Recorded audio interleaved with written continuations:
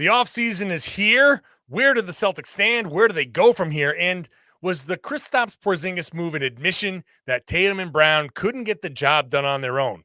We're going to talk about it all right now on the Locked On Celtics podcast. Be ever ready. Recognize the city of champs. Boston, baby, we do what you can't. Locked on number 18, Tatum and Brown, J-team, step back. We gon' wet that and slay teams. Of course, the Celtics, who else could it be? Screaming like KG with the Larry O.B. Karalis above average, assessing the team status. Best daily pod, no cap, salary matching. Clutch like Bird the DJ, keep John on replay. Prime time, dapping up the truth on the sideline. Raining J's, how it started, raising banners, how we finished. Locked on Celtics pod, home of the winners. B. Hey there, welcome back to the Locked On Celtics podcast right here on the Locked On Podcast Network, where it's your team every day, and I'm here for you every Monday through Friday with a free, fresh podcast that goes directly to your favorite podcasting app. If you just click subscribe, if you're new, go ahead and do that now. If you're a regular everyday listener and everydayer, thank you for making the show part of your daily routine. Hop onto the YouTube page, get into the comment section, let me know what you think of the show. I'm John Karalis. I used to play, and now I am sitting here in my old age covering the Boston Celtics for Boston Sports Journal. Today we're doing basically a reset. Let's take stock of where this team is because we get so caught into the minutia. Let's take a good look at where this team is, and I have a question later on about Porzingis and the admission, like I said at the beginning here, of do Tatum and Brown need somebody to help bail them out in late game situations? Let's discuss all of this with our good friend Tom _NBA. Tom, how you feeling, man? What is up? I'm good, man. How are you? Oh, I'm great. Ready to talk Celtics.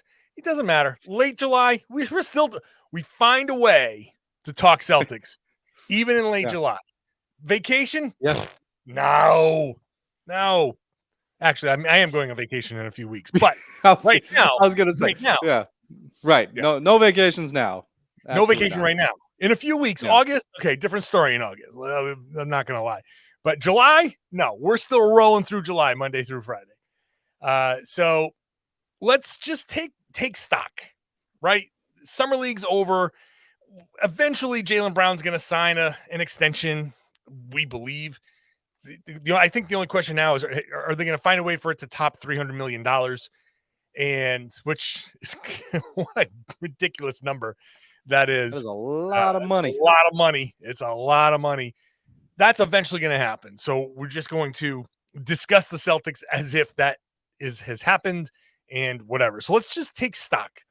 The Celtics, it's odd that a team that went to the finals, that was in a game 7 in the Eastern Conference Finals, I think it's odd that a team made this significant a move as they did this summer. I think it's odd that they move the types of players that they moved and that they bring in the type of player that they brought in and kind of remake the bench. And part of that is the collective bargaining agreement. Part of it is something else, but I don't know. Where do you think the Celtics are here? When you look at the Celtics, now strengths, now weaknesses, we've talked a lot about this stuff over the past couple of weeks, but when you look at the Celtics now, what kind of team are you looking at here?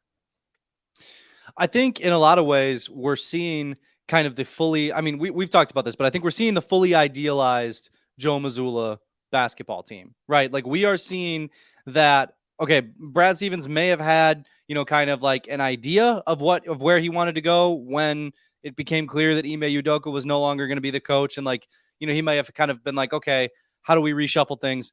But like one of the primary things that he clearly thought was like, okay, Joe Mazzulla is the guy. And, he's leaning into that in all kinds of interesting ways, right? He's doing that in terms of the 3-point shooting, in terms of, going away from some of the switch happy stuff that Udoka did, really emphasizing the 3-ball and, utilizing Derek White to be that kind of ball mover, like all that kind of stuff that we've talked about.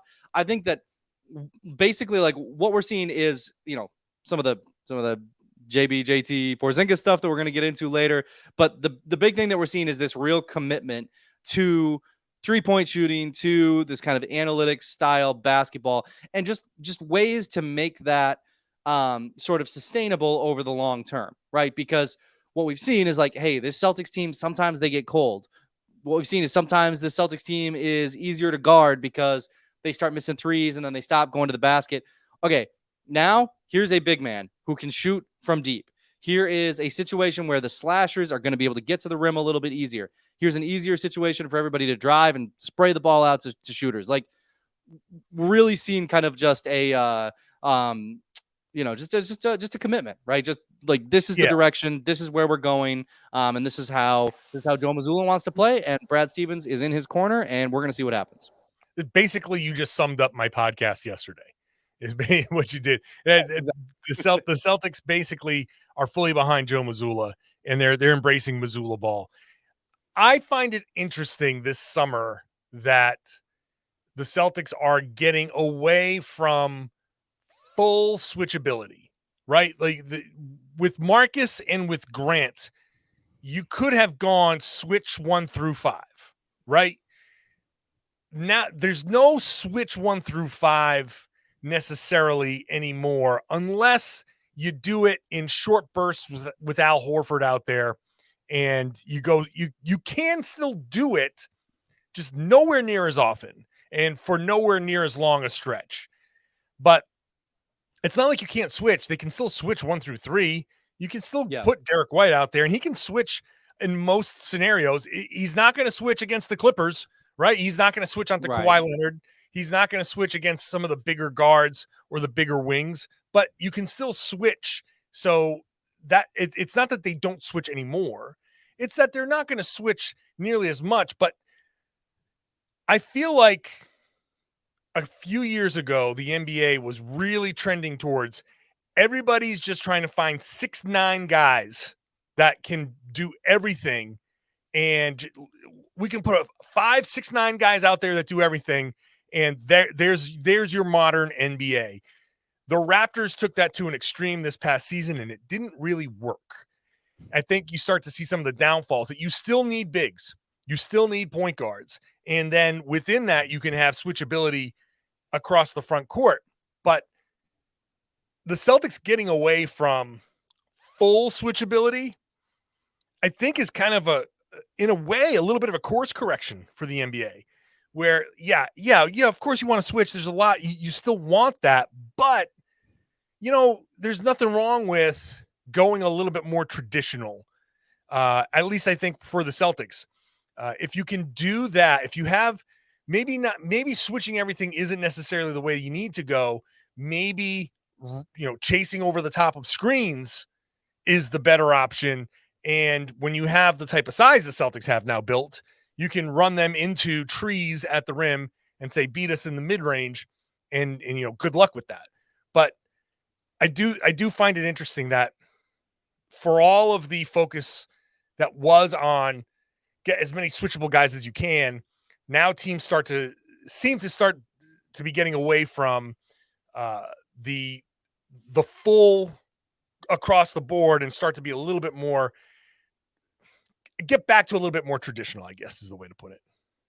Well, yeah, it's kind of like that everything in moderation, right? Which, like, I think which is kind of interesting because we've like the Celtics, kind of going more toward everything in moderation defensively.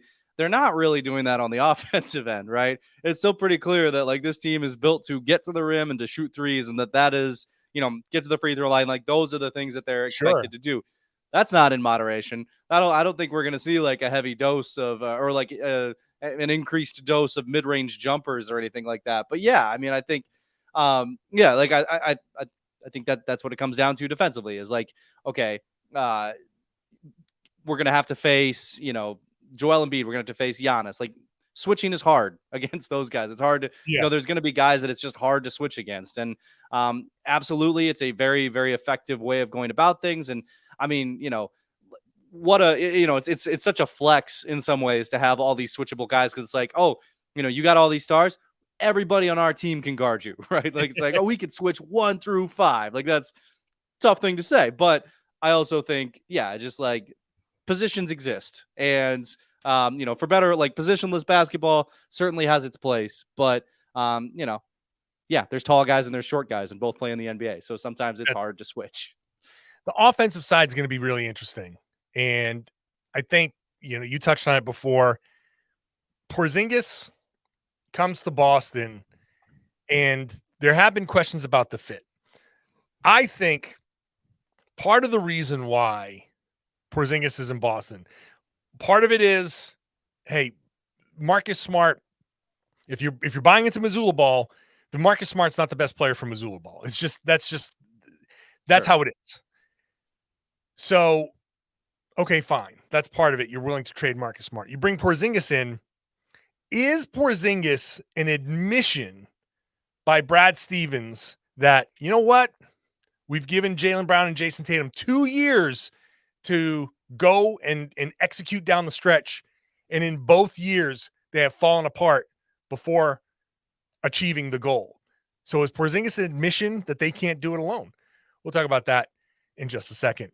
First, today's show is brought to you by FanDuel. FanDuel Sportsbook, the official sportsbook of the Locked On Podcast Network. And now you can take your first swing at betting MLB on FanDuel and get 10 times your first bet amount in bonus bets up to $200. That's right. So just put in $20 and you'll land $200 in bonus bets. And it doesn't matter if you win or lose. You get it. That's $200 that you can spend betting on everything from the money line to the over-under to who you think is going to be who's going to hit the first home run. All of that's on an app that is safe, secure, super easy to use, very, very easy to navigate. And the best part is when you win, you get your money right away. That's what you want, right? So there's no better place to bet on Major League Baseball than FanDuel, America's #1 sportsbook. Sign up today at FanDuel.com/lockedon. Get up to $200 back in bonus bets. That's FanDuel.com/lockedon. FanDuel is an official partner of Major League Baseball. Just please, if you're going to do it, please gamble responsibly. Thank you for making Locked On Celtics your first listen every day. Still here for you Monday through Friday throughout the rest of this month, which means a couple more weeks. Then we go into about 6 weeks or so of 3 days a week in August, and then back at it for the full grind. So check that out. Let's get back to discussing just where we are with the Boston Celtics. And this is a question, Tom, that I haven't really heard discussed much in conjunction with the Porzingis deal, but we all talk about, hey, if they get into trouble, now they can throw it into Porzingis and he can operate out of the post. Like, that's a good thing. And it is. It's a new wrinkle. Brad has talked about it, and that's nice, but also that's necessary because Tatum and Brown, for as good as they are, and they're both great players, no doubt about it. Okay? No doubt. I'm not saying that they suck. I'm not, but down the stretch in the finals, down the stretch in Game 7, actually Tatum was hurt, but Brown, had a horrible Game 7 because we keep saying they try to do too much. They try to do too much. Is this, Tom, Porzingis deal in some form a reaction by Brad Stevens to say, all right, I'm done trying to let these guys get this done, get it done themselves.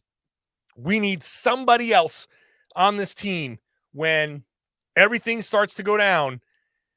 8 seconds left on the shot clock, 2 minutes left in the game, and oh my God, what are we doing? We need somebody that they can throw the ball to that can actually take a shot. I think there's some truth to that, right? I think part of the way to look at it from that angle, right, is we know what this new CBA is going to do to this team. We know that there is going to be all kinds of hard decisions that have to get made over the next couple of years. And look, one of them might be having to trade one of your stars, right? One of them might be having to kind of break this up. And especially, if like they don't win a title this year, at some point you got to start figuring out what you want to do. Cause you've got this rare opportunity with somebody like Jayson Tatum, right? Like we've talked about it. Like you don't draft a guy this good. Like you just like by definition, it's just very hard to come up with a guy of his caliber. So like you can't waste this. And I think, you go out and you get Porzingis, and it kind of creates that little bit of like, oh, great. We got like not a big three, but we got like a third No, quasi star, right? kind of call it that. Yeah. If you want, yeah. I guess we'll see, right? If he excels this year, then yeah, maybe they are a big three. But like, you create that opportunity, that little bit of flexibility too, where it's like, okay, we would love it if this worked out. We would love it if this team just starts storming its way to championships. That would be great. But also, if let's use the euphemism, things have to get shuffled around rather than saying who's going to get traded, right? If things got to get shuffled around, you can probably maintain at least 2 stars on the team, right? Like you can at least kind of maintain that level. And I think that's not necessarily something you would have thought of last season, right? Like after a trip to the finals when you got Tatum and you got Brown and you got this whole situation that looks really good, like you're probably not going to be talking that way. But I mean, look, like you have a rare opportunity. You have to try to take advantage of it. And they're in a really tricky spot financially. So yeah, I think just bringing in that third guy to kind of to give you that little bit of leeway where if you have to make moves, you can probably at least keep 2 out of 3, star level guys. I mean, I've said from the beginning that this might be the only season that we see all 3 of these guys together. So Right. I don't know how they proceed because next season after this one is the first year of Jaylen's new contract. And that's going to be, that what, 40 million to start, somewhere in that range. Like that, Yeah. that's an outrageously large number. And that pushes them into just a different stratosphere. Now, it's also going to be Porzingis' first year of a new deal, and he's going to take a pay cut, I guess. And that'll help offset the pay raise that Tatum, that Brown is getting. But still, I just don't think the Celtics are going to be able to go that much longer with all 3 of those guys. Maybe they can push it for another season after that. Maybe. Just depends on, I mean, if they win a championship, then you say, hey, you know what? Screw it. We're going to try to run it back. Let's see if we can snag a second one. And then after that, I mean, if everybody says, hey, we're happy, trade everybody, rebuilds, whatever, if that's how you have to go, then you got 2 championships and hey, congratulations. But I still think that the type of player that Porzingis is, and look, it's also circumstance, right? Like, I don't think they went out and said, hey, maybe we need to get somebody that can bail them out in those situations, and said, we have to target Porzingis because they're not executing down the stretch. But also I think Brad Stevens said, oh, great. This is a guy who can bail them out because they're not executing down the stretch. Like, I don't think that might have been their number one priority, but the fact that he's so unique, that had to be at the top of the list. Like, okay, great. When they're messing around at the top of the key, or Jayson's walking the ball up and starting the offense with 12 seconds on the shot clock, and after one pass, the whole thing's blown up, you do need somebody. You do need another option, and he's a great option because he can just hold the ball over his head and get a shot off without, turning the ball over. I do think that's an important element. I do think there is some level of admission in there baked into this whole thing, and that should be taken that way. I think Tatum and Brown need to understand that they have now spent 2 seasons being unable to execute in the biggest moments. Tatum has had great games in elimination situations for the most part, but he hasn't done it consistently enough for me to think that's a guy you can count on. He hasn't played like an MVP in the playoffs. And to win a championship, you need a guy who plays like an MVP. And that's the problem. The Celtics are going to try to offset that with Porzingis, because if you can't get one guy who plays like an MVP, maybe you can get 3 guys who combined give you that sort of MVP. And right. That's going to be their best chance. I think the key thing here, right, was that this offseason, the Celtics had to go get talent. Like, they couldn't just get, like, it wasn't just, I'm having trouble coming up with, like, the perfect role player to use as an example, but it's like you couldn't you couldn't just go get like Reggie Bullock and be like, okay, we got another switchable guy who can shoot threes. Like Yeah. you couldn't do that. Like it had to be bigger. Like it had to be more talent. There had to be like more coming in. It kind of had to imitate the Malcolm Brogdon acquisition, right? Like you just kind of needed another like guy, another quasi star, another another no questions asked score quality guy. And I think the guy had to look a little different than Jaylen and Jayson, right? Like you needed that extra depth. You needed that extra kind of perspective on things. So yeah, I just think the Celtics needed, like, I think Brad looked at things and said, wasn't enough. Like, and if Tatum sprains his ankle, we're done for. Like, and that's just not a, like that's not super sustainable in the NBA. That's not super sustainable, especially in the playoffs. Like, it's a tough spot to be in. So I think it was just a matter of needing to go out and, you can't just pick up a role player. It's got to be somebody who's a little bit above that, and that was always going to require a bit of a shakeup. It's an interesting thought. I'm going to respond to that in just a second. We'll look into what's next. First, I just want to say thank you for making Locked On Celtics your first listen every day. And I want to also invite everybody to check out the Locked On NBA podcast, which I host on Wednesdays with Jake Madison of Locked On Pelicans.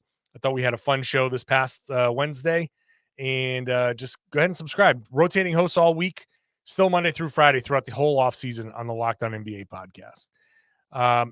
Well, Tom, I came into this offseason thinking it didn't need to be a big swing. But the question was, I guess, could Tatum and Brown take that big step forward? And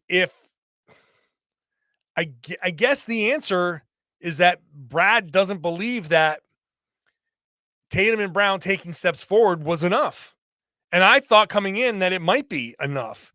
And that's the hardest thing. When you're that close, you do tend to believe in the product and say, you're this close. All you need is a push. It's like a running back at the goal line and everybody's stacked up. It's like, you just need one of your big fat tackles to come in behind the running back and just push him a little bit and get him over the goal line. But maybe you just needed to throw the ball instead. I don't know. I felt like this swing for Porzingis was major. Like, oh my God, they really said, you know what? Nope. We as constituted, we're not a championship team. That's what Brad Stevens said. As constituted, little tweaks were not going to make the Celtics a championship team. They needed something bigger. That's right. What did you get muted? I didn't mute you. You got to unmute your mic, Tom. I listen, man. I did not mute you. That was not me this time. It's the off season.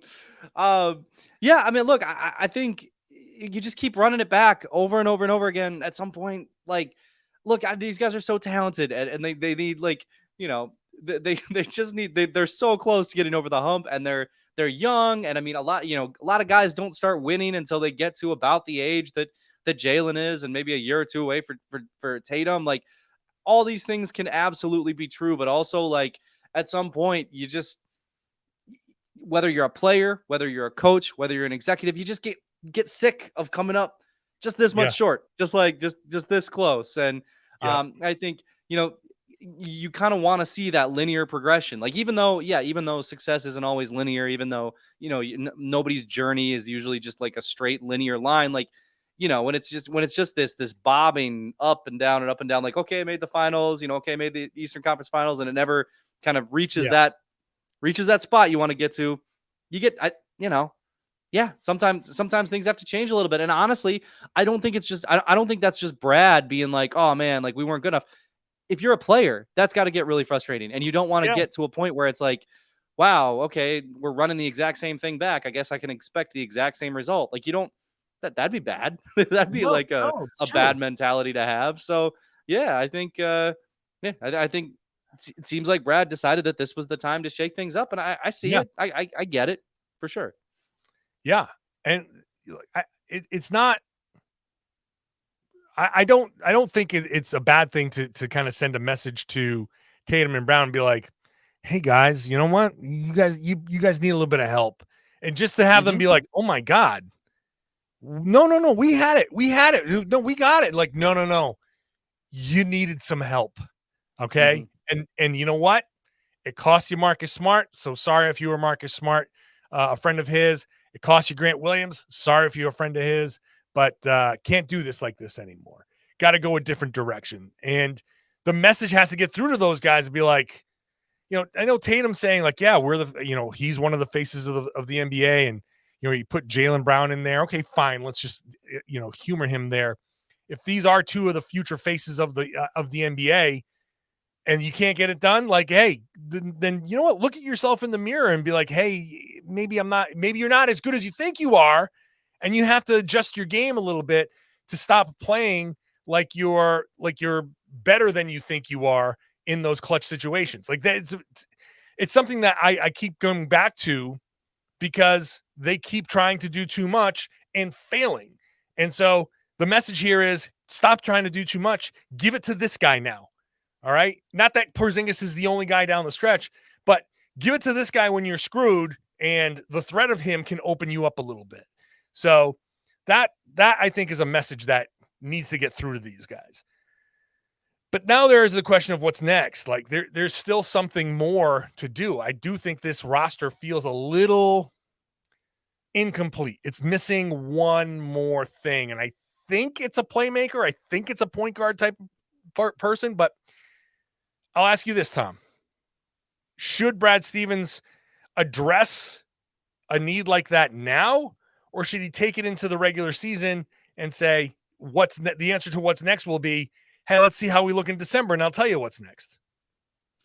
Yeah, I think if it's me, right, I would wait till December. Like see what you got here, man. Like there's interesting stuff. Like I'm fascinated to see how Derek White as the lead ball handler looks, especially on this team where he's, so clearly expected to be a ball mover and 3-point shooter. Like that's a good, solid, interesting role for him. I'm interested to see how the big rotation, shakes out. I'm interested to see how Porzingis affects things because, if you go out and you get a point guard, right, you don't know exactly how Porzingis is going to influence what's happening on the floor. Like you don't know what holes you might discover. Like this is a very new situation, a very new team, a very new dynamic that we've never really seen before with Tatum and with Brown. Like this is a very new guy, and a lot of things are going to change. So you can try to anticipate those changes, but like the Celtics, you get to December, the Celtics are going to be like, they're not going to lose so many games that all of a sudden they're in trouble, right? Like they're going to win more than they're going to lose, I think is probably pretty fair to say with this talent. So like if you're, I feel pretty confident in that one. Yeah. So like if you're doing okay, if you're, like if the worst case scenario is that you're still above 500 and then you can try to make moves, and then you can try to plug holes, and then you can try to, do what you need to do.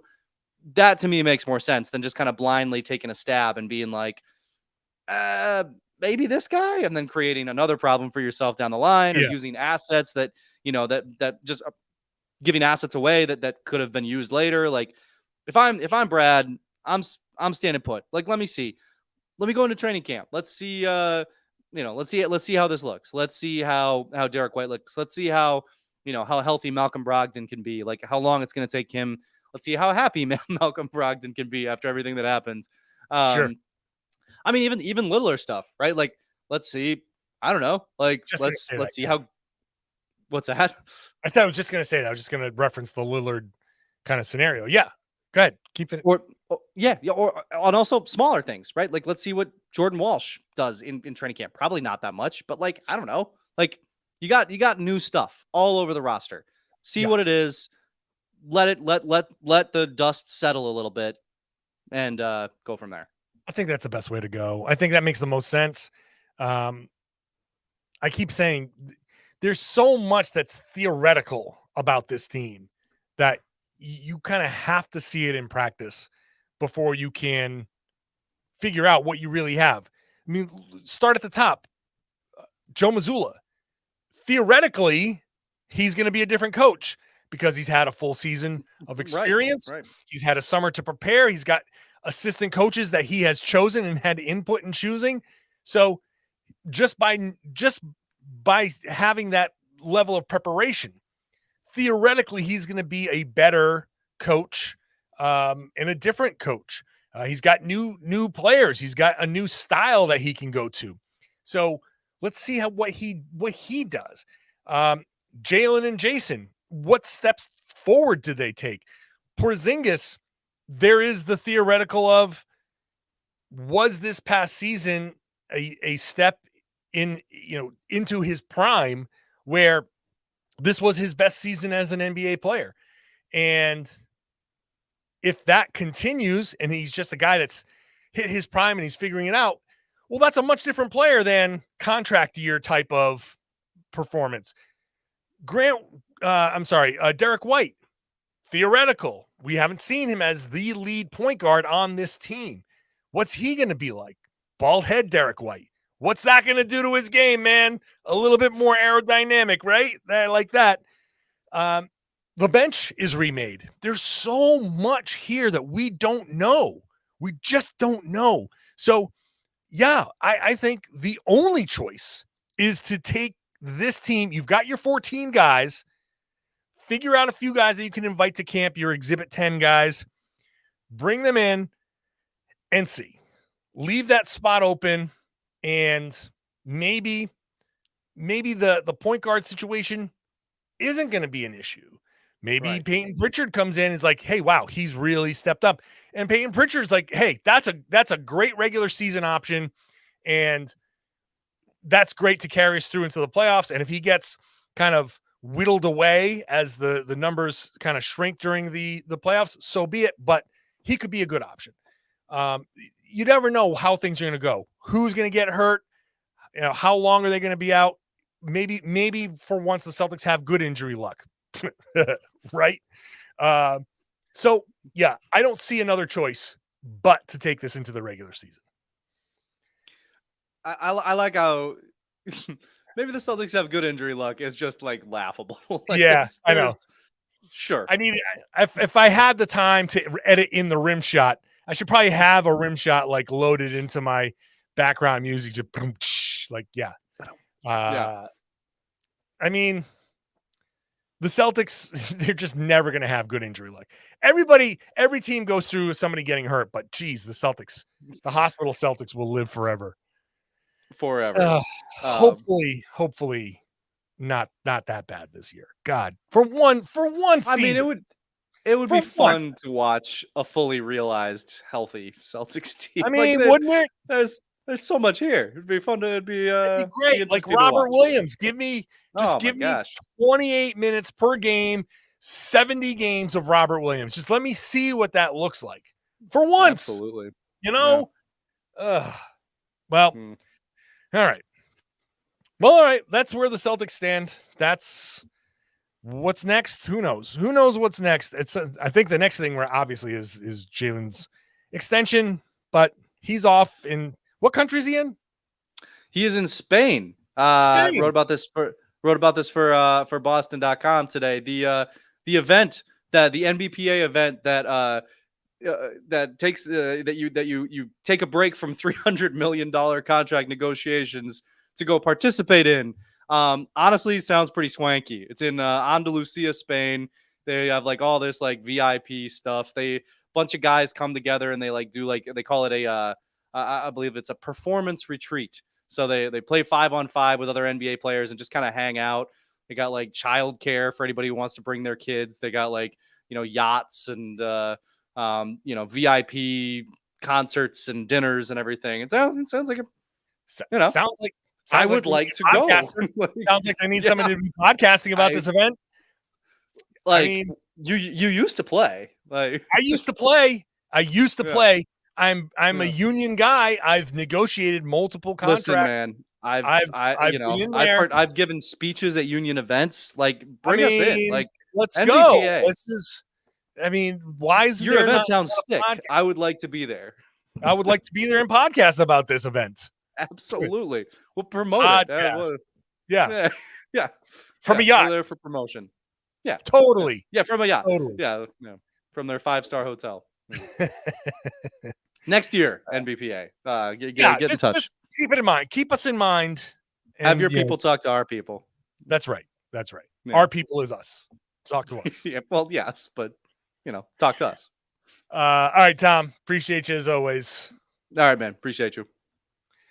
Thanks, everybody, for sticking around throughout this. I know the numbers tend to drop. A lot of people say, all right, we're moving on to baseball, or maybe you're getting to true crime podcasts or something else. I don't know. But we're still here Monday through Friday for the rest of this month. And then August, in the first couple of weeks in September, it's going to be 3 days a week. Still a lot of Celtics podcasting coming up. So make sure that you're subscribed. Mailbags, tons of mailbags over the course of the summer. JohnKaralis.com/mailbag for that. And then, hey, just subscribe to the show. I'll let you know when a new show drops. Ring the bell on YouTube, hop into the comment section. And if you're an everydayer, I'd love it if you shared the podcast. Tell your friends, tell your family, tell everybody that they should be listening to and watching the Locked On Celtics podcast right here in the Locked On Podcast Network. It's your team every day.